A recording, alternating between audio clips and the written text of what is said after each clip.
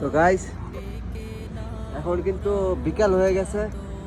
বিকাল কি মানে ওই যে নামাজ পড়লাম, নামাজ পড়ে এই কিছুক্ষণ 2 ঘন্টার মতো ঘুমাইছি।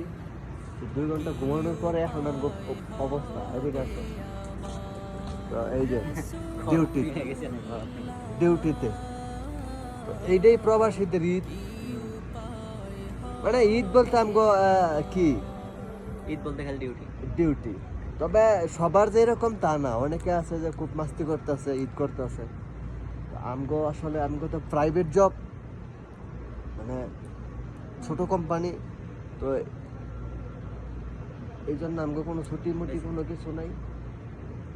হজের দিনও ছুটি, মরার দিনও ছুটি, ঈদের দিনও ছুটি, কোনো ছুটি নেই, কোনো ছুটি নাই। সোজা কথা যেটা আলাতুল সকল কাম করে